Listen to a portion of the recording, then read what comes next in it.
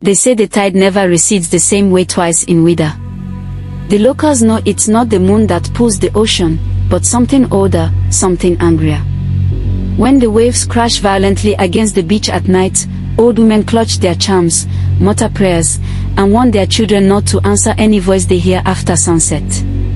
Tourists scoff at the stories. Scholars write them off as folklore. But the elders never forget the name that makes the tide tremble, Ouidah, the witch of Ouidah.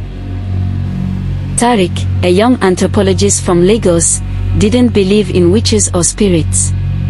He was here to research post-colonial oral traditions for his PhD.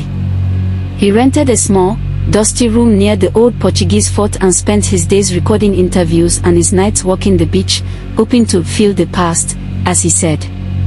But on his fifth night, he heard the singing.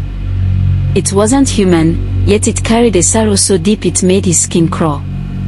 The melody came from the water, calling his name, not a whisper, but a chant.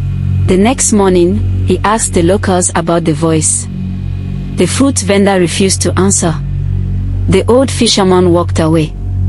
Only an elderly woman, toothless and nearly blind, leaned toward him and hissed, "You heard her, didn't you? The sea witch. Ouidah." She remembers the names of the curious. Then she handed him a black stone and told him to sleep with it under his pillow, or she'll find her way in.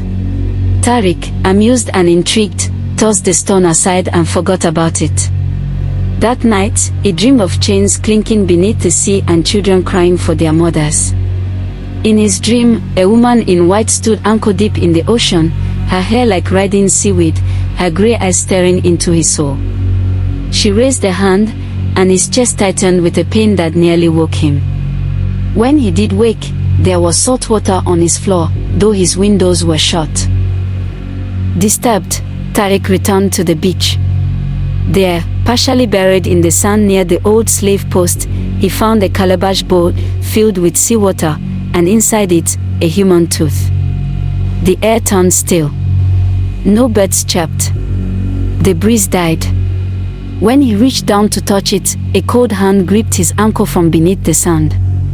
He screamed, kicked free, and fled.